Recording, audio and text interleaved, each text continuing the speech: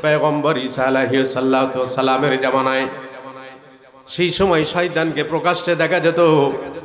শয়তান যখন সামনে দিয়ে যাচ্ছেন, 5টা গাদা ভর্তি মাল নিয়ে শয়তান সামনের দিকে রওনা দিছে।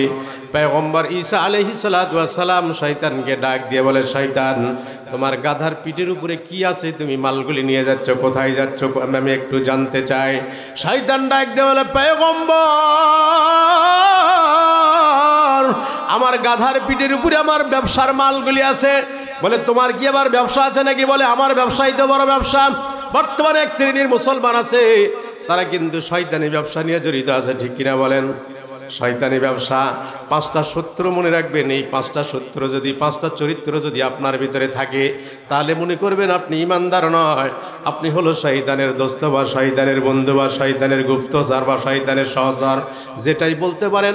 আপনি 5টা জিনিস আপনার ভিতরে থাকা যাবে না। এই 5টা জিনিসও আপনাদের মুখস্থ করতে হবে। হায়াওয়ানি জীবন থেকে বের হয়ে আসতে হবে। শয়তানকে পয়গম্বর ঈসা আলাইহিস সালাম ডাক দিয়ে বলেন, শয়তান, তোমার এই গাধার পিঠের উপরে কি মালগুলি আছে? শয়তান ডাক দিয়ে বলে, পয়গম্বর, 1 নম্বর হলো এই গাধার পিঠের উপরে যে মালগুলি আছে এইগুলির নাম হলো, প্রথম গাধারে 5টা গাধা। কয়টা গাধা? 5টা গাধা। 5টা গাধা ভর্তি মাল। বলে, প্রথম গাধার পিঠের উপরে যে মালগুলি আছে এই মালগুলি কি মাল? বলে, পয়গম্বর, প্রথম গাধার পিঠের উপরে যে মালগুলি আছে এই মালগুলার নাম হলো অত্যাচার আর নির্যাতন। মালগুলার নাম কি? অত্যাচার আর নির্যাতন। বলেন তো দেখি, অত্যাচার নির্যাতন কি গরিবের সন্তানরা করে নাকি কৃষকের সন্তানরা করে? যারা বড় বড় জায়গায় থাকে তারা কিন্তু অত্যাচার করে।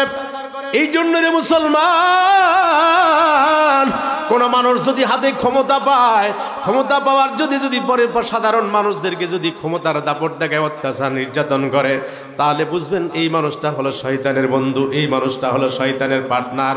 এই জন্য ক্ষমতা যাদের আছে, সামান্যতম ক্ষমতা যাদের হাতের ভিতরে আছে, খবরদার খবরদার, কোনো মানুষকে, নিম্ন শ্রেণীর মানুষকে আপনি কখনো অত্যাচার আর নির্যাতন করবেন না। করবেন নাকি? যদি কেউ করে, আপনি বাড়ির প্রধান, আপনার পরিবারের লোকজনকে যদি আপনি এমনভাবে অত্যাচার নির্যাতন করেন, তাহলেও আপনাকে বুঝতে হবে যে আপনি শয়তানের গুপ্তচর বা শয়তানের সহচর, শয়তানের বন্ধু, শয়তানের ব্যবসায়িক পার্টনার। ওরে মুসলমান, পয়গম্বর ঈসা আলাইহিস সালাম ডাক দিয়ে বলেন, 2 নম্বর গাদার পিঠের উপরে কি মাল আছে? শয়তান ডাক দিয়ে বলে, পয়গম্বর, এই 2 নম্বর গাধার পিঠের উপরে যে মালগুলি আছে এইটার নাম হলো অহংকার।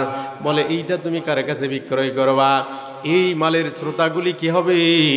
পয়গম্বর ডাক দিয়ে বলে, পয়গম্বরের জবাব দিতে গিয়ে শয়তান বলে, পয়গম্বর, এই মালগুলির ক্রেতা হবে এলাকার যারা প্রভাবশালী মানুষ আছে, যারা অর্থনীতিবিদ আছে, যারা টাকাওয়ালা মানুষ আছে, এদের কাছে এই অহংকারগুলি আমি বিক্রয় করব।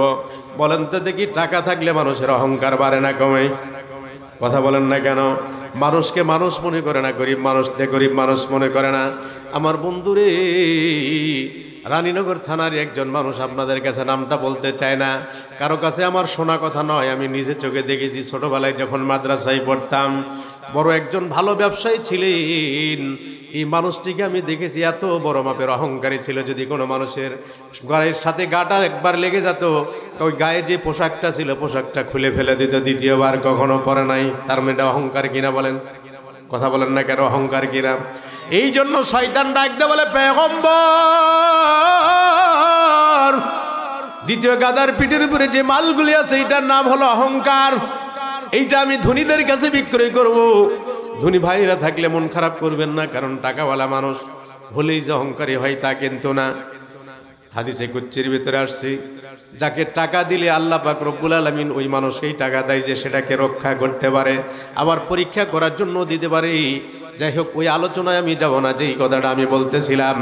এই জন্য শয়তান ডাক দিয়ে বলে, পয়গম্বর, 2 নম্বর গাধার পিঠের যে মালগুলি আছে এইটার নাম হলো অহংকার। এইটা আমি এক শ্রেণীর ধনীদের কাছে বিক্রয় করব, টাকাওয়ালাদের কাছে বিক্রয় করব। ওরে মুসলমান, যেই কথা বলছিলাম, ওই মানুষটি এক সময় আস্তে আস্তে কমতে থাকলো, অর্থগুলি কমতে থাকলো। শেষ জীবনে আমি দেখেছি, গত কয়েক বছর আগে মারা গেছে। শেষ জীবনে আমি নিজে চোখে দেখেছি তার শরীর থেকে এত গন্ধ বের হতো, এত গন্ধ বের হতো।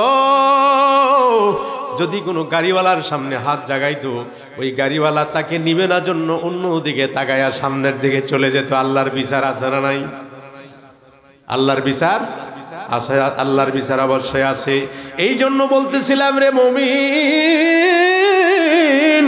খবরদার, আল্লাহ আপনাকে অর্থের মালিক বানাইছেন, কোনোদিন অর্থের অহংকার করবেন না। দিয়া ধন বোঝে মন কেড়ে নিতে কতক্ষণ, ঠিক না বা ঠিক? নদীর কুল ভাঙ্গে ও কুল করে, এই তো নদীর খেলা। সকালবেলার ধুনিরে তুই ফকির সন্ধ্যাবেলা। জীবনে কত মানুষকে আমি দেখলাম জিরো থেকে হিরো হলো, কোটি টাকার মালিক হলো। আবার কত কোটিপতি দেখলাম রে মুসলমান, রাস্তায় নামছে, মানুষের সঙ্গে কথা বলতে পারে না, লজ্জায় চাইতেও পারে না। অনেক মানুষকে আমি নিজে চোখে দেখেছি। এই জন্য যাদেরকে আল্লাহ অর্থের মালিক বানাইছেন, অনেক মানুষ আছে সামনে, এই যে ঈদ আসতেছে, মালয়েশিয়াতে গিয়ে ঈদ করবে, সৌদি আরবে গিয়ে ঈদ করবে, আরব আমিরাতের বিভিন্ন দেশে গিয়ে ঈদ করবে, আবার কেউ সিঙ্গাপুর চলে যাবে ঈদ করার জন্য। ওরে ধনী ভাইরা, আমি আপনাদের কাছে বলতে চাই, কে বলেছে আপনাকে সিঙ্গাপুর যাওয়ার জন্য? কে বলেছে আপনাকে মালয়েশিয়াতে যা ঈদ করার জন্য? কে বলেছে আপনাকে সৌদি আরব যে ঈদ করার জন্য? আপনি কি একবার তাকায় দেখেন আপনার প্রতিবেশী কত গরিব মানুষ আছে, কুরবানির সময় আসে রে বাজান, গোটা বছর চলে যায়। কত গরিব মানুষ আছে, ভ্যানওয়ালা রিক্সাওয়ালা আছে, 600, 700, 800 টাকা কেজি গরুর গোস্ত কিনতে পারে না। এমন গরিব মানুষদেরকে রেখে এই গরিব মানুষগুলি খাবার পায় না, অর্ধহারে অনাহারে দিনগুলি কাটায়। আর কে আপনাকে বলেছে মালয়েশিয়াতে গিয়ে ঈদ করতে হবে, সৌদি আরবে গিয়ে ঈদ করতে হবে, সিঙ্গাপুরে গিয়ে ঈদ করতে হবে? ওরে মুসলমান, শুধু তাই নয়, ইসলাম কি বলে শুনুন। আপনার উপরে একবার হজ আপনি ফরজ, আপনি হজ করেছেন, আপনার বারবার ওমরা করার দরকার নাই। আমার মসজিদের একজন মুসল্লি আমার কাছে দোয়া নিতে এসেছে, হুজুর আমি হজ ফরজ ছিল, ওমরা ফরজ হজটা আমি আদায় করেছি, কিন্তু আবার দ্বিতীয়বার আমার ইচ্ছা যে আমি আবার ওমরা করতে যাব। আমি বললাম আপনার দরকার নাই, একবার ফরজ হজ আদায় আপনি করেছেন। আপনার প্রতিবেশী কত গরিব মানুষ আছে, এলাকায় এতিমখানা আছে, এতিম সন্তানগুলি অর্থের অভাবে লেখাপড়া করতে পারে না, ওই গরিবের সন্তানগুলি অর্থের অভাবে ভালো খাইতে পারে না।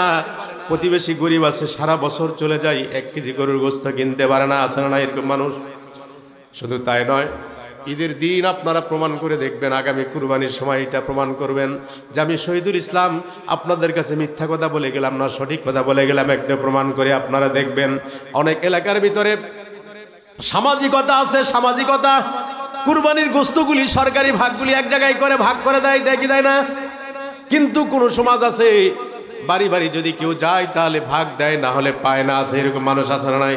আমার বন্ধুরে, বাংলার জমিনে কত মানুষ আছে লাজুক মানুষ, কারো কাছে চাইতে পারে না, আস্তে করে বাজারে গিয়ে পোলট্রি মুরগির দোকানে পোলট্রি মুরগিটা কিনে ব্যাগের মধ্যে ঢুকায় নিয়ে আসে, সন্তানাদিকে দেয়। এলাকার প্রতিবেশী মানুষগুলি যখন তারা গরুর গোস্ত দিয়ে ভাত খায়, ওই সন্তান 2খানা চোখের পানি ছেড়ে দিয়ে বাবাকে ডাক দিয়ে বলে, বাবা সারাটি বছর তুমি গরুর গোস্ত কিনতে পারো নাই গো বাবা, আজকে ঈদের দিন, আজকে তো আমরা পোলট্রি মুরগি দিয়ে খাবার খাই। ও অর্থওয়ালা মানুষ, ধনী মানুষগুলি ভাই যারা আছেন, আমি আপনাদের কাছে বলতে চাই, আল্লাহ পাক আপনাকে অর্থ দিয়েছেন, তার মানে শুধু আপনাকে খাবার জন্য নয়, আপনার সন্তানদেরকে পরিচালনা করার জন্য নয়। আপনার পাশে যদি কোনো গরিব মানুষ থাকে, অবশ্যই তাদের দিকে আপনার নজরদারি দিতে হবে। আল্লাহ পাক বলেন, ওয়াতাল মাল আলা হুব্বিহি যাবিল কুরবা ওয়াল ইয়াতামা ওয়াল মাসাকিন ওয়া ইবনাস সাবিল। গরিব মানুষের দিকে খেয়াল করতে হবে, কি হবে না বলেন? এই জন্য শয়তান ডাক দিয়ে বলে, পয়গম্বর দ্বিতীয় গাধার পিঠের উপরে যে মালগুলি আছে, এই মালগুলির নাম হলো অহংকার। বলে এইগুলি তুমি কার কাছে বিক্রয় করবে? বলে পয়গম্বর এই মালগুলি আমি বিক্রয় করবো এক শ্রেণীর ধনী মানুষের কাছে। এই জন্য রে বাজান, যাদের অর্থ আছে কখনো অহংকার করবেন না, কারণ অহংকার করার কিছু নয়। আমি তো কিছু দেখি না, আপনি যতই 100 বিঘা জমির মালিক হন না কেন, মৃত্যুর পরে কিন্তু আপনার জমিতে আপনি শুইতে পারেন না। বলে হুজুর কি বলেন আপনি? আমার জমিতে আমি শুইলাম। বলে না, আপনার জমিতে আপনি ঘুমাইতে পারেন না, কারণ মৃত্যুর পরে তো ওই জমির মালিক আর আপনি নাই, আছেন নাকি বলেন? মৃত্যুর পরে সম্পদের মালিক কি আপনার স্ত্রী সন্তান যারা আছে, উত্তরাধিকারী যারা আছে তারা। তাহলে কিসের অহংকার, কিসের অহংকার আপনি করেন রে মুসলমান? যমুনা গ্রুপের বাবুল সাহেব যখন করোনা আক্রান্ত হয়েছিলেন, যমুনা গ্রুপের, যেমন যমুনা গ্রুপের বহু কিছু আছে রে মুসলমান। ওনার নাম ছিল বাবুল সাহেব, উনি করোনা আক্রান্ত হয়ে মারা গেছে। বেচারাকে যখন করোনা ধরেছে উনি এমন সময় বলেছিলেন আমার যত সম্পদ আছে আপনারা নিয়ে নেন, কিন্তু একবার যেন ভালো করে নিঃশ্বাস ফেলতে পারি এমন সুযোগ করে দেন। জোরে সোরে বলেন মারহাবা। আমাদের দেশে দেখেন কিছু মানুষ অসুস্থ হলে আইসিউতে রাখে। এ মুসলমান, আপনার আল্লাহর দেওয়া শুধু আল্লাহ প্রদত্ত শ্বাস নিঃশ্বাস যদি আপনার বরাদ্দ শেষ হয়ে যায়, আইসিউতে রেখে আর কোনো লাভ হবে? আল্লাহর দেওয়া বরাদ্দ শেষ হয়ে গেছে, কৃত্রিম শ্বাস প্রশ্বাস দিয়ে কোনো লাভ হবে না। এই জন্য ভাইজান, যাদের অর্থ আছে কোনোদিন অহংকার করবেন না, অহংকার দিয়ে কোনো লাভ হবে না। কারণ কোটি কোটি টাকার মালিক হবে, আজরাইল তো ঘুষও খায় না যে ঘুষ দিয়ে আপনি জান্নাতে যাবেন। আজরাইল তো ঘুষ খাবে না। এই জন্য পয়গম্বর ঈসা আলাইহিস সালাম ডাক দিয়ে বলেন, শয়তান রে, 2 নম্বর গাধার পিঠের উপর কি মাল আছে? শয়তান ডাক দিয়ে বলে, পয়গম্বর, 2 নম্বর গাধার পিঠের উপরে যে মালগুলি আছে এইগুলির নাম হলো অহংকার। এইগুলো আমি বিক্রি করবো এলাকার এক শ্রেণীর ধনী মানুষের কাছে। ও মুসলমান ভাই, পয়গম্বর ঈসা আলাইহিস সালাম জিজ্ঞাসা করলেন, ওই শয়তান 3 নম্বর গাধার পিঠের উপরে কি মালগুলি আছে জানতে চাই। শয়তান ডাক দিয়ে বলে, পয়গম্বর, 3 নম্বর গাধার পিঠের উপরে যে মালগুলি আছে এই মালগুলির নাম হলো হিংসা। এই মালগুলির নাম কি? শত্রুগুলা কিন্তু মুখস্থ রাখবেন। কেউ যদি পশুত্ব জীবন অর্জন করে তাহলে বুঝবেন সে হলো শয়তানের দোস্ত, শয়তানের পার্টনার। কেউ যদি টাকা থাকে তাহলে অহংকার করে, টাকার অহংকার যদি করে তাহলে সেও কিন্তু শয়তানের বন্ধু। ও বন্ধুরি, যদি কোনো মানুষ হিংসা করে, বলে 3 নম্বর গাধার পিঠের উপরে কি মাল আছে? শয়তান ডাক দিয়ে বলে, পয়গম্বর, 3 নম্বর গাধার পিঠের উপরে যে মালগুলি আছে এই মালগুলির নাম হলো হিংসা। বলে এইগুলি তুমি কার কাছে বিক্রয় করবা? বলে এইগুলি আমি বিক্রয় করব এই জামানার এক শ্রেণীর আলেমদের কাছে। বলেন মৌলবীদের মধ্যে হিংসা আছে না নাই? কথা বলেন না কেন? হিংসা আছে না নাই? অনেক সময় দেখবেন এক মঞ্চে যদি 2 বক্তা 2 ক্যাটাগরির হয়, 2 বক্তা যদি 2 ক্যাটাগরির হয়, অর্থাৎ একজন এক মতদর্শী আর একজন আর এক মতদর্শী, আগের যে আলোচনা করেছেন পরে এসে তাকে গালি দিবে, তার ভুল ধরবে, অনেক কিছু করবে, না হলে আরেকটা মৌলবীর বিরুদ্ধে কথা বলবে। ঠিক না ভাই? ঠিক। আজকে ইন্টারনেটের যুগ, বাংলাদেশের মুসলমানরা বড় বিভ্রান্তির মধ্যে পড়ে গেছে, কোন মৌলবীর কথা শুনবে নাকি বলেন। কয়েকদিন আগে দেখলাম একজন, আস্তাগফিরুল্লাহ বলতেই তো আমার লজ্জা হচ্ছে, কেমনি বলি এইটা আমি মুখ দিয়ে কেমনি প্রকাশ করি, কিন্তু উনি বক্তব্যের ভিতরে কেন বললেন? উনি বলেছেন শবে বরাতের রাত্রে মসজিদে রাত্রি যাপন করার চাইতে বেশ্যাখানা ভালো। বলেন জোরে সোরে বলেন নাউজুবিল্লাহ। এটা কি একটা মৌলবীর ভাষা হতে পারে নাকি? কারণ একটা পতিতালয় কোথায় ও মুসলমান, একটা পতিতালয় কোথায় আর আল্লাহর ঘর মসজিদ কোথায়? কারণ আল্লাহর ঘর মসজিদের ভিতরে যদি বান্দা যতক্ষণ পর্যন্ত সময় ব্যয় করবে ওই সময়ের হিসাব আমার আল্লাহ পাক রব্বুল আলামিন নেবেন না। তার মানে এক শ্রেণীর ফাঁকিবাজ কিছু মুসলমান আছে, তারা যদি ওই রকম বক্তব্য শোনে তাহলে তার কিছু ভক্ত তৈরি হয়ে যাবে। ঠিক না ঠিক? এই জন্য মৌলবীদের ভিতরে বর্তমান সমাজে 2টা জগতের ভিতরে সবচেয়ে বেশি হিংসা আমার নজরে পড়ে। 1 নম্বর হলো রাজনৈতিক দলের নেতাগুলির ভিতরে, আর আমাদের মৌলবীদের ভিতরে হিংসা। এক মৌলবী সাহেব আর এক মৌলবীদেরকে দেখলো টুপির দিকে তাকায় একটা ফতুয়া দিয়ে দিবে, না হলে চেহারার দিকে তাকায় একটা ফতুয়া দিয়ে দিবে, বলবে ওইটা যেটা করে এইটা সঠিক নয়, আমি যেইটা করি এইটা হলো সঠিক। ঠিক না ভাই? ঠিক।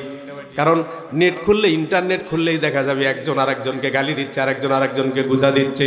ওরে বাংলার জমিনের মুসলমান, আমি আপনাদেরকে বলতে চাই, এমন বিতর্ক সৃষ্টি করা মানুষদেরকে আপনারা কখনো দাওয়াত করবেন না। দরকার আছে নাকি? লক্ষ লক্ষ টাকা দিয়ে তাদেরকে নিয়ে আসলাম, আসার পর এলাকার মানুষের ভিতরে, মুসলমানদের ভিতরে, সমাজের ভিতরে একটা বিভেদ সৃষ্টি করেছে গেল। এই জন্য দেখবেন যে মৌলবী সাহেব হিংসা করবে, সে যত বড় ভাইরাল বক্তা হোক না কেন, যত বড় মাপের আলেম হোক না কেন, সে যদি হিংসুটা কথা বলে তাহলে বুঝবেন সেও শয়তানের বন্ধু, শয়তানের গুপ্তচর, শয়তানের পার্টনার, শয়তানের সাথে ব্যবসা করে, এর মধ্যে কোনো সন্দেহ নাই। যাই হোক না কেন, আমি মৌলবী সাহেব হচ্ছি বিধায় আমার বিরুদ্ধে কথা বলা যাবে না, এটা তো আল্লাহ বলে নাই। বলছে মৌলবীর বিরুদ্ধে, মানে যে মাসলা সাধারণ মানুষের জন্য এই মাসলা, বরং মৌলবীর মাসলা আরো কঠিন আছে। হুজুর জানার পরে যদি আমল না করে তাহলে এর বিচার আরো কঠিন হবে। ঠিক না ঠিক? সম্মানিত সুধী, এই জন্য কখনো আপনারা কি করবেন না, হিংসাত্মক মনোভাব কারোর প্রতি আনবেন না। আমাদের দেশে দেখেন চায়ের দোকানে বসলে কিছু মানুষ আছে, আঙ্গুল দিয়ে দেখা যায় ওই যে হাজি সাহেব যাচ্ছে, খুব বদমাইশ, আঙ্গুল দিয়ে দেখায় না, ওই যে মসজিদ সাহেব যাচ্ছে, ইমাম সাহেব যাচ্ছে, খুব বদমাইশ, কিন্তু আপনি তাকাইছেন, আপনি এক আঙ্গুল দিয়ে ইশারা করছেন, আপনার 3 আঙ্গুল কিন্তু আপনার দিকে 3 আঙ্গুল বলতেছে ওর চাইতে 3 গুণ বেশি তুই বদমাইশ, তুই নিজে আগে ভালো হ, তারপরে অন্যের সমালোচনা কর, ঠিক না বেটি? এই জন্য চায়ের দোকানে বসে কারো গীবত করবেন না। আল্লাহর কোরআন প্রমাণ, মান আরাফা নাফসাহু ফাকাদ আরাফা রাব্বা। আল্লাহ পাক বলেছেন যে নিজেকে চিনতে পারলো সে তার পরিপালককে চিনতে পারলো। আপনি অন্য মানুষের সমালোচনা করতে কেন যাবেন? আপনি নিজে কি ঠিক হয়েছেন? কথা বলেন না কেন? নিজে কি ঠিক আছি? অন্যের সমালোচনা করার দরকার নাই, মানুষকে দাওয়াত পৌঁছান। আমার বন্ধুরে যেই কথা আমি বলছিলাম, 3 নাম্বার গাদার পিঠের উপরে যে মালগুলি আছে, এই মালগুলির নাম হলো হিংসা। বলে এইগুলি তুমি কার কাছে বিক্রয় করবা? বলে এইগুলি এক শ্রেণীর হুজুরদের কাছে বিক্রয় করব। কার কাছে? হুজুরদের কাছে। এই জন্য যেই হুজুরগুলি হিংসা করবে, আপনি সেই হুজুরের কথাগুলি আপনি মনে করবেন সত্য দিয়ে গেলাম, কিতাবের নাম বলে গেলাম। আমার মুসলমান ভাইরা, যুবক ভাইরা, কিতাবের নামটাও বলে গেলাম। হিংসা যেই হুজুর করবে, মনে করবেন সেই হুজুরটা হলো শয়তানের গুপ্তচর, শয়তানের পার্টনার, শয়তানের বন্ধুরে মুসলমান। সুতরাং তার কথা শুনে আমল করা যাবে না। এবার আসেন 4 নাম্বার গাদার পিঠের উপর কি মাল আছে মনে থাকবে কি আপনাদের? 1 নাম্বার হলো কি? অত্যাচার নির্যাতন যারা করবে, ক্ষমতা পাওয়ার পরে অত্যাচার নির্যাতন যারা করবে তারা হলো শয়তানের বন্ধু। 2 নম্বর, অর্থ পাওয়ার পরে যদি এরকম অহংকার করে তাহলে বুঝবেন সেও শয়তানের বন্ধু। 3 নম্বর, যে আলেম একজন আলেমের প্রতি হিংসাত্মকভাবে কথা বলবে, হিংসা নিয়ে কথা বলবে, মনে করবেন সেটাও শয়তানের বন্ধু। সে যত বড় লেবাসদারি হোক না কেন, সেইটাও শয়তানের বন্ধু। তাহলে 4 নম্বর গাদার পিঠের উপরে যে মালগুলি আছে, এই মালগুলি কার কাছে বিক্রয় করবেন এবং এই মালগুলির নাম কি? শয়তান ডাক দিয়ে বলে, পয়গম্বর, 4 নম্বর গাধার পিঠের উপরে যে মালগুলি আছে, এই মালগুলির নাম হলো আমানতের খেয়ানত। কি নাম? আমানতের খেয়ানত। বলে এই মালগুলি তুমি কার কাছে বিক্রয় করবে? বলে এইগুলি ব্যবসায়ীদের, কর্মচারী যারা আছে, রাষ্ট্রের কর্মচারী কর্মকর্তা যারা আছে, তাদের কাছে বিক্রয় করব। বলেন তো দেখি রে মুসলমান, একজন মানুষ দোকানের কর্মচারী যদি থাকে তাহলে সে ইচ্ছা করলে অনেক সময় ব্যবসায়িক ক্ষেত্রে আমানতের খেয়ানত করতে পারে কি পারে না? অর্থ যদি লুট করে তাহলে আমানতের খেয়ানত হলো কি হলো না? একজন কর্মচারী, রাষ্ট্রের কর্মকর্তা কর্মচারী যদি আমানতের খেয়ানত করে, মাননীয় প্রধানমন্ত্রী সকলের বেতন ডবল করে দিয়েছে কি দেয় নাই? বলেন কেন দিয়েছেন? এই জন্য বেতনটা বাড়া দিয়েছেন যাতে মানুষ দুর্নীতি না করে, অনিয়ম না করে। আজকে বাংলার জুনি ঘুষের সংখ্যা বাড়ছে না কমছে? একটু জোরে সোরে বলতে হবে। ঘুষের সংখ্যা বাড়ছে না কমছে? বাংলাদেশে এমন কিছু অফিস আছে যে অফিসগুলাতে যদি সরকার, নাম নাই বললাম অফিসের, যে অফিসগুলাতে সরকার বাহাদুর যদি বেতন নাও দেয়, তাও তাদের কিন্তু কোটি কোটি টাকার মালিক তারা হবে, ঠিক না বা ঠিক? তার বেতন যদি নাও দেয়, তারপরে কোটি কোটি টাকার মালিক তারা হয়ে যায়। দেখবেন চাকরি করে পিওনের অথবা অফিসের দালালি করে, তারপরে তারা 3 তলা 4 তলা বিল্ডিং করে। আমি নিজে প্রমাণিত আছি। আপনারা যদি দেখতে চান তাহলে অনেক পরিবারকে আমি দেখাইতে পারবো, কিন্তু তার বেতন হলো অল্প। আছে না এরকম মানুষ? ওরে মুসলমান, এই জন্য আমাদের সতর্ক হতে হবে। এই জন্য আমানতের খেয়ানত করা যাবে না। শুধু তাদেরকে দোষ দিয়া লাভ কি? সমাজে এমন কিছু মানুষ আছে তারা কি করে, সপ্তাহে 1 দিন হোটেলে যায়, যাওয়ার পরে হাত জড়াচ্ছে, হাতটা জড়ায় বয়কে ডাক দিয়ে বলে, ভালো কি খাবার আছে? এই গরু আছে, খাসি আছে, ভালো বোয়াল মাছ আছে, স্যার ইলিশ মাছও আছে, কই দাও। ইলিশ মাছ খাইছে, তারপরে গরুর গোস্ত খাইছে, সব খাইছে। খোঁজ নিয়ে দেখবেন বেটা সপ্তাহে 1 দিন হোটেলে গিয়ে ভালো খাবার খায়, কিন্তু পরিবারে 3 মাসের মধ্যে 1 দিন একটা পোলট্রি মুরগিও কিনা না, ঠিক না বেটি? আছে না এরকম মুসলমান? এরকম মানুষ আছে না নাই? হোটেলে যে খুব টাকার খাচ্ছে, কিন্তু বাড়িতে বিবি বাচ্চা আছে, স্ত্রী সন্তানগুলি আছে, তাদের জন্য 1 দিন একটা ভালো মুরগিও কিনে না। আছে না এরকম মানুষ?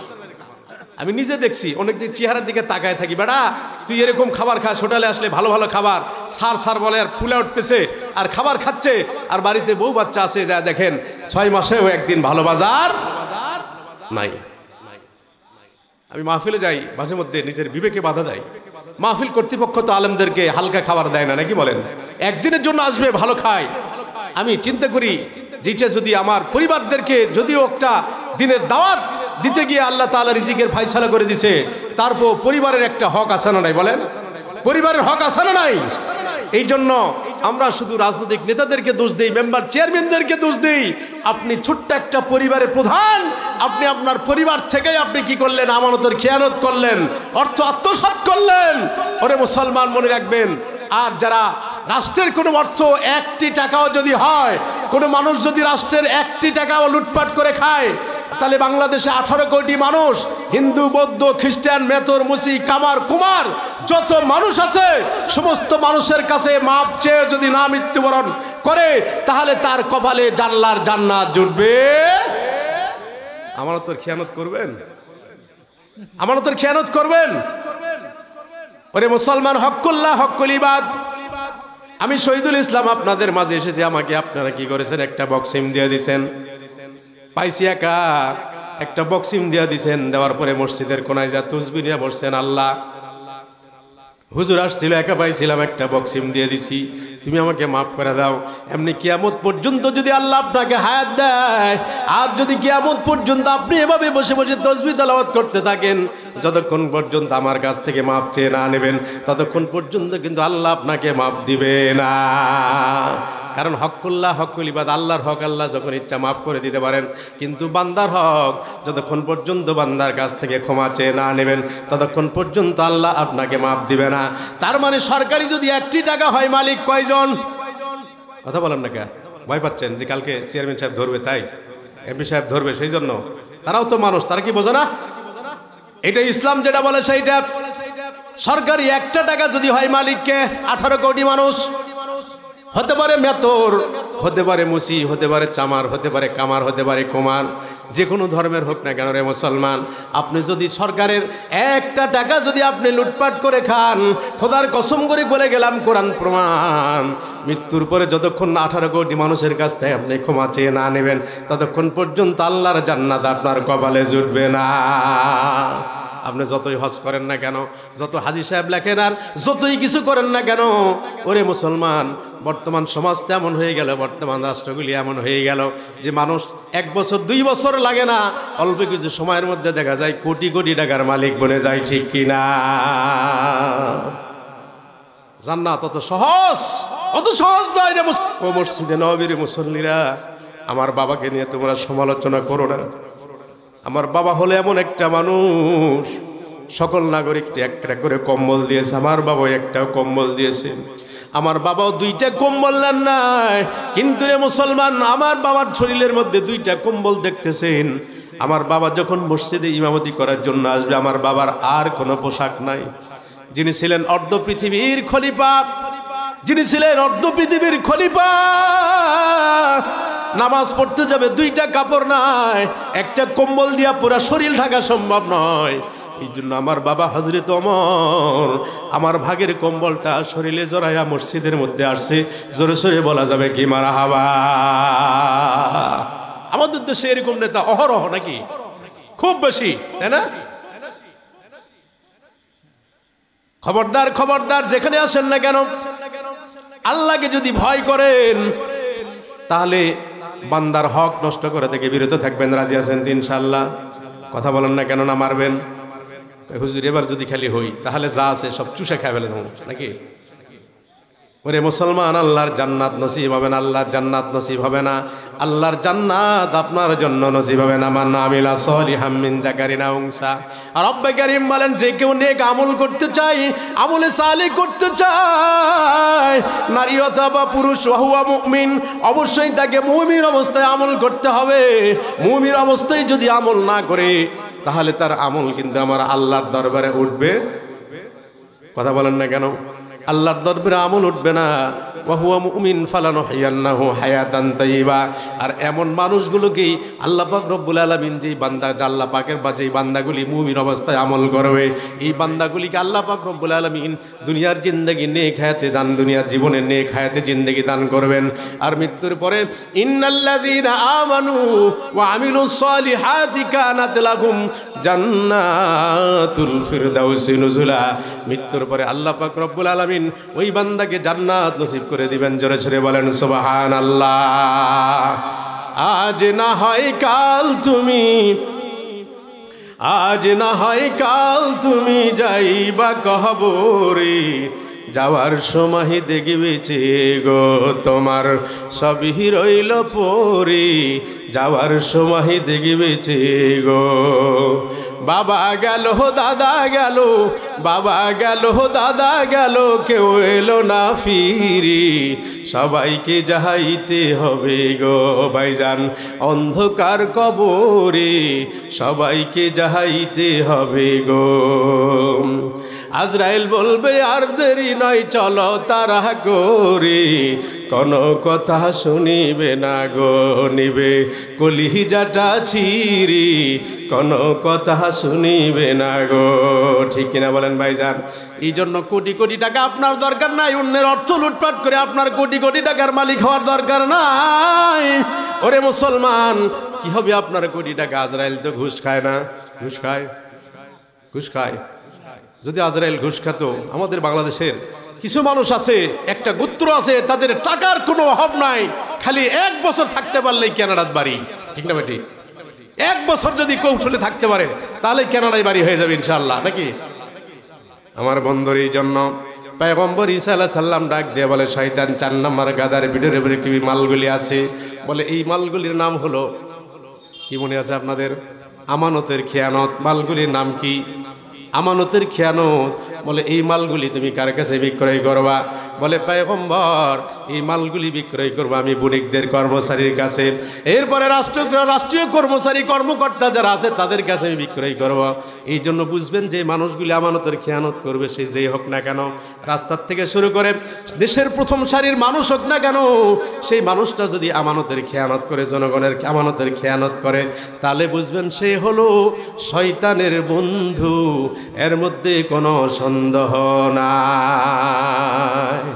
আছে নাকি বলেন? কথাগুলি মনে রাখবেন। এটা কিন্তু অঙ্ক করতে গেলে যেমন সূত্র লাগে, এমন জীবনটা চলতে গেলে সূত্র লাগবে। এই সূত্রগুলি আপনাদেরকে দিয়ে গেলাম, আপনারা চেহারাগুলি মেপে দেখবেন, এই চরিত্রগুলি যার ভিতরে থাকবে ওই মানুষগুলি শয়তানের দোসর, ওই মানুষগুলি শয়তানের বন্ধুরে মুসলমান। 5 নম্বর গাদার পিঠের উপরে কি মালগুলি আছে?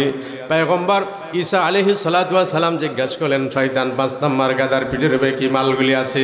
বলে এই মালগুলির নাম হলো কি? প্রতারণা। কি নাম? কথাগুলো কি আপনাদের ভালো লাগে? এই মালগুলির নাম হলো প্রতারণা। হক কথা কেউ বলবে না, অনেকে বলতে চায় না। হক কথা বললে যদি দ্বিতীয়বার দাওয়াত না পায়, আমাদের দেশের মসজিদের কিছু ইমাম সাহেব আছে, সভাপতি সেক্রেটারি যেই ধাঁচের অথবা মুসল্লি যেই দিকে দিয়ে বেশি ধাঁচের, ওই ধাঁচে অবলোচনা করবে, সুদ ঘোষের আলোচনা করবে না। কারণ ওই আলোচনা যদি করে পরের দিন চাকরি থাকবে না, তার মানে এই ইমাম সাহেবের ইমামতি করার কোনো যোগ্যতা নাই। কেন নাই? বলে ওর তো ইমানই নাই, রিজিকের মালিক যে আল্লাহ এই বিশ্বাস তার ভিতরে নাই, এই জন্য সে হক কথা বলতে পারে না। সুতরাং তোর ইমামতি করার দরকার। বুঝাতে পারছি আপনাদেরকে? রাগ করলেন? মসজিদের মেহরাবে বসলে আপনাকে হক কথা বলতে হবে, নইলে মসজিদ ছেড়ে দেন। ইমামতি করার দরকার নাই, অটো কিনা আপনি অটো চালান, ভালোভাবে থাকতে পারেন। কিয়ামতের দিন আল্লাহর আদালতে আপনাকে কিন্তু ধরবে না। আর আপনি ইমামতি করবেন মসজিদের মধ্যে বসে, আপনি হক কথা বলবেন না, সমাজে হক কথাগুলি আপনি বলবেন না, তাহলে আল্লাহর আদালতে কিন্তু আপনাকে আমাকে আসামির কাঠগড়ায় দাঁড়াতে হবে। ঠিক কি না? 5 নম্বর গাদার পিঠের উপরে কি মালগুলি আছে? বলে পয়গম্বর এই গাদার পিঠের উপরে যে মালগুলি আছে, এই মালগুলির নাম হলো প্রতারণা। বলে কার কাছে বিক্রি করবা? বলে পয়গম্বর এই জামানার এক শ্রেণীর নারীরা আছে। কার কাছে? এই জামানার এক শ্রেণীর নারীরা আছে, নারীদের কাছে এই মালগুলি বিক্রয় করবে। কার কাছে বিক্রয় করবে? নারীদের কাছে। ও যুবক ভাইরি, আপনাদেরকে আমি সতর্ক করতে চাই, বর্তমান ফেসবুকের যুগ, ইন্টারনেটের যুগ, আমাদের দেশের কতগুলি সুন্দরী সুন্দরী নারীরা আছে, তাদের সাথে চ্যাটিং করার পরে বিবাহ বন্ধনে আবদ্ধ হয়, দেনমোহর বান্ধে 10 লাখ 15 লাখ 20 লাখ টাকা। ঠিক না ব্যাটিক? এই 10 লাখ দেনমোহর বান্দার পরের দিন যদি কয় তোর ভাত খামো না, কয় টাকা তাড়াতাড়ি 10 লাখ ফেলা, নাকি বলেন? তাড়াতাড়ি টাকা 10 লাখ ফেলারে মুসলমান। পেপার পত্রিকায় আপনারা দেখেছেন, ইন্টারনেটের যুগ, শহরের ভিতরে সিটি কর্পোরেশনের ভিতরে এমন প্রতারণাগুলি বেশি হয়। সুন্দরী সুন্দরী নারীগুলি তারা ফেসবুকে যুবকদের চেহারা দেখে চ্যাটিং করে। আমি রংপুরে মাহফিলে যাওয়ার সময় গাড়ির ভিতরে দেখতেছিলাম, দাঁড়াছিলাম, সিট পাইনি। ও আমার যুবক বাইরে কিছু মহিলারা মোবাইল নিয়ে দেখতেছে যে এইগুলার চেহারা সুরত ভালো, এইগুলাকে ফ্রেন্ড রিকোয়েস্ট দিচ্ছে। তার মানে ফ্রেন্ড রিকোয়েস্ট দিচ্ছে এই জন্য তাদের সাথে চ্যাটিং করবে। এই পাগল মার্কা যুবকগুলি বাবা টাকা রেখে গেছে, এই টাকাগুলি খরচ করে রাতের পর রাত, দিনের পর দিন তাদের সাথে চ্যাটিং করার পরে এক সময় যখন বিবাহ বন্ধন আবদ্ধ হয়ে যায়, কায়দা কৌশল করে ডেকে নিয়ে যায়, তারপরে দেন মোহর বানছে 12 লাখ 15 লাখ। এটা আমাদের দেশে কিছু চিত্রনায়িকারা আছে, তারা জীবনে কোনোদিন ছবি করছে এটা কেউ দেখা নাই, কিন্তু নাম দিছে চিত্রনায়িকা। অর্ধলঙ্গ পোশাক পরছে,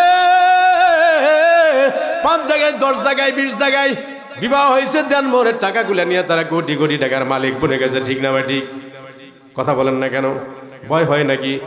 সত্য কথা বলা দরকার, সত্য কথাও জানা দরকার। এই জন্য ও বরিয়াপাড়ার যুবক ভাইরা আমি আপনাদের পায়ে ধরে আবেদন করে যাই, কারণ আল্লাহ পাক রব্বুল আলামিন বলেছেন ইন্নাস সালাতা তানহা আনিল ফাহশাই ওয়াল মুনকার, নিশ্চয় নামাজ মানুষকে অশ্লীল কাজ থেকে বিরত রাখে। আপনি যখন নামাজ আদায় করবেন আপনার দ্বারা কখনো অন্যায় কাজ হতে পারে, আপনার দ্বারা কখনোই সুন্দরী যুবতীর পিছনে আপনার বিবেকে হবে না। এই জন্য যুবক আপনি আল্লাহর নবীর সেনাপতি হয়ে যান, মসজিদে চলে যান।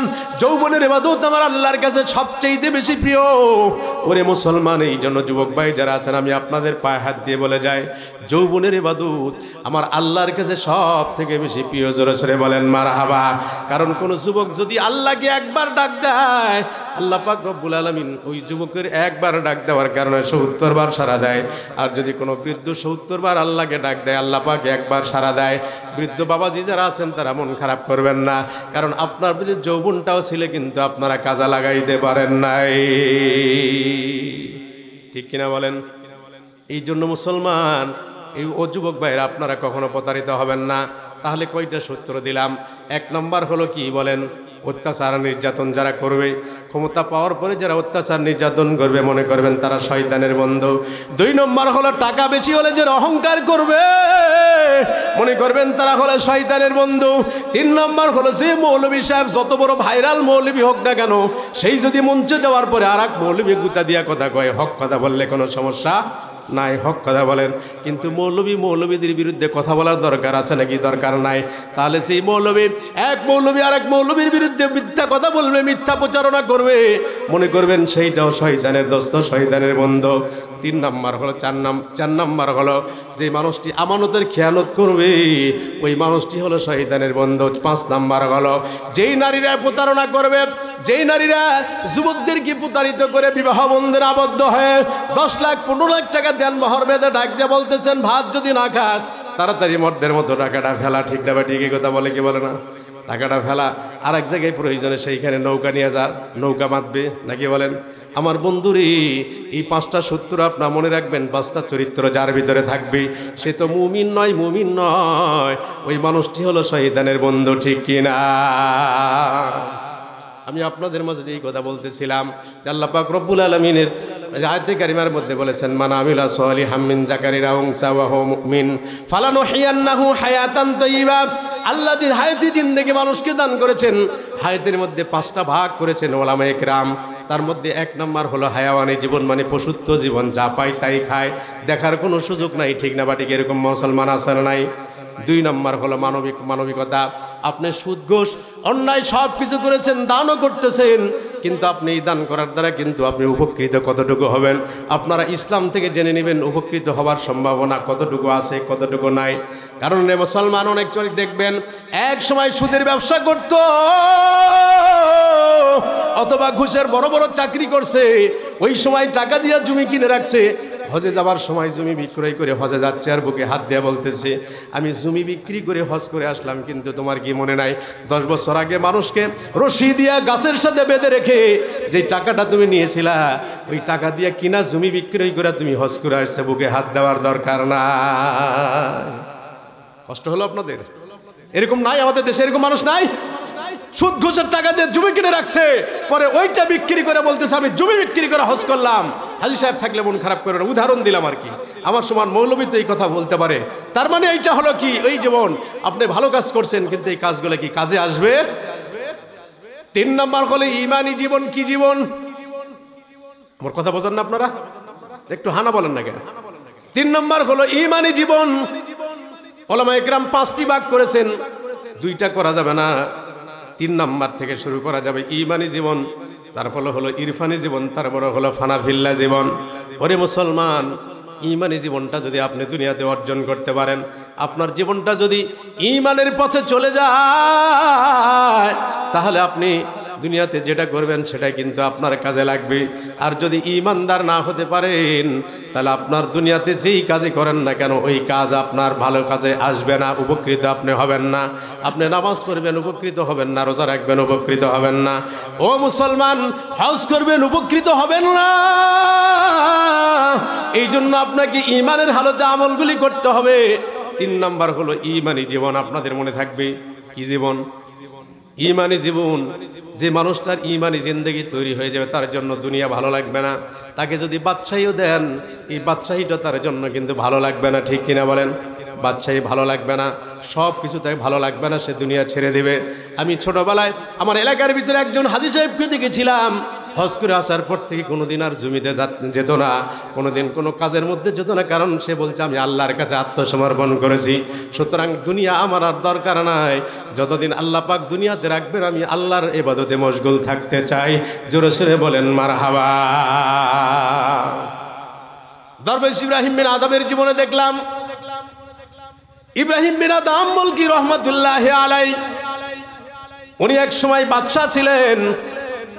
পরবর্তীতে যখন তিনি কি করলেন, বুঝতে পারলেন যে দুনিয়াটা হলো তুচ্ছ, দুনিয়ার কোনো মূল্য নাই। আছে নাকি বলেন? দুনিয়ার কোনো মূল্য নাই। পূর্ণাঙ্গ ঈমানি জীবনের ভিতরে আমাকে যেতে হবে। ইব্রাহিম বিন আদম, দরবেশ ইব্রাহিম বিন আদম চলে গেছেন, সব কিছু ছেড়ে দিয়ে চলে গেছেন। ইশার নামাজের সময় একটা মসজিদে গিয়ে নামাজ আদায় করলেন। নামাজ আদায় করার পর আকাশের দিকে তাকায় দেখে আকাশটা বড় ভালো না, বিদ্যুৎ চমকাচ্ছে, যে কোনো সময় বৃষ্টি নামতে পারে, ঝড় বৃষ্টি নামতে পারে। উনি একজন বাচ্চা, পরিচয় দিলেন না। মুয়াজ্জিন সাহেবকে ডাক দিয়ে বললেন, মুয়াজ্জিন সাহেব, আপনি যদি মসজিদের চাবিটা আমাকে দিতেন, আমি রাত্রি যাপন করতাম মসজিদের ভিতরে। আল্লাহর বান্দা এই কথা বলার পরে মুয়াজ্জিন সাহেব বলল, না না না, মসজিদে আমি কাউকে থাকতে দিব না, আপনি চলে যান। বলে, আপনি তো আমাকে চিনেন না। বলে, কে আপনি? বলে, আপনি কি জামানার বাদশাহ ইব্রাহিম বিন আদমের নাম শুনেছেন? বলে, হ্যাঁ, আমি ইব্রাহিম বিন আদমের নাম শুনেছি। বলে, আমি সেই ইব্রাহিম বিন আদম। এই কথা বলেন সাথে সাথে মুয়াজ্জিন সাহেব ঘাড় ধাক্কা দিয়া মসজিদ থেকে তাকে বের করে দিয়েছে। কাকে বের করে দিয়েছেন? একজন বাদশাকে, যিনি আফগানিস্তানের বাদশা ছিলেন। বলা হয় আফগানিস্তানের একজন বাদশা ছিলেন। ওরে মুসলমান, শুধু তাই নয়, এই জামানার সাধারণ একজন মানুষ যদি হয়, কোনো নেতার পিছনে যদি ঘুরে থাকে, তাকে যদি আপনি মসজিদের চাবি দিতে না চান, ঘাট ধাক্কা দেওয়া তো দূরের কথা, তাহলে আপনার চাকরি আছে না নাই? কথা কন না কেন? চাকরি নাই। কিন্তু ঈমানওয়ালা মানুষ যারা হয়, তাদের ভিতরে কিন্তু আল্লাহ অনেক বড় ধৈর্য দিয়ে দেয়। আল্লাহ তাআলা ইন্নাকা লাআলা খুলুকিন আযীম, আল্লাহ নবীকে যে চরিত্র দিয়েছিলেন, মানুষের 3টা চরিত্র হয়, নবীদের চরিত্র হলো ইন্নাকা লাআলা খুলুকিন আযীম, খুলুকে কারীম, খুলুকে হাসানা। ও মুসলমান, এই আলোচনা আমি করতে যাব না।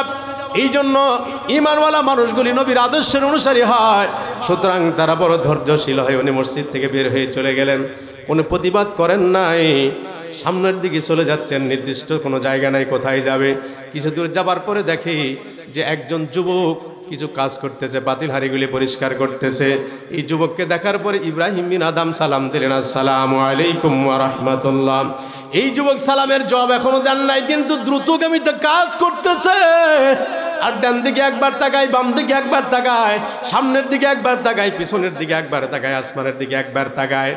ছটপট করে আর তাড়াতাড়ি কাজগুলি করে উঠছি। এমন সময় কাজগুলি শেষ করার পরে যখন দরবেশের সালামের জবাব দিলেন, ওয়া আলাইকুমুস সালাম ওয়া রাহমাতুল্লাহি ওয়া বারাকাতুহু, আল্লাহর ওলি ডাক দিয়ে বললেন, যুবক, সালাম দিলাম তোমাকে অনেক আগেই, কিন্তু এত পরে কেন জবাব দিলা? যুবক ডাক দিয়ে বলেন, হুজুর, আমি যে মুনিবের কাজটা করতেছিলাম, এইটা ছিল আমার জন্য ফরজ আইন। আমি ফরজ আগে আদায় করার পরে এরপরে আপনার ওয়াজিবের জবাব দিয়েছি। জোরে সরে বলেন মারহাবা। আমাদের কিছু মুসলমান আছে, কোনটা ফরজ নামাজ, কোনটা ওয়াজিব নামাজ, কোনটা সুন্নত নামাজ, এইটাও মসজিদে গেলে বোঝে না। আছে না নাই? আমার আক্তার ভাই, মুফতি আক্তার ভাই কিন্তু এই কথাগুলি আপনাদেরকে বলেছেন, কারণ এলাকার মানুষ যখন কথা বলে মানুষ আসতে চায় না, মেলার মধ্যে ঘোরে। কোরআন হাদিস কি এলাকার আর বাহিরের আছে নাকি? কথা বলেন না কেন? এলাকার মানুষ কথা বললে কেউ শুনতে চায় না, বাহিরের লোক কথা বললেই তখন ভালো লাগে, মজা লাগে। ওই যে একটা প্রবাদ আছে, পরের পিঠা লাগে মিঠা নাকি? আপনাদের এলাকার সন্তান মুফতি মাওলানা আক্তার হোসেন, বয়সে আমার অনেক ছোট, কিন্তু এই চকাদিন মাদ্রাসার আমি ছাত্র ছিলাম, প্রতিষ্ঠাতা ছাত্র ছিলাম।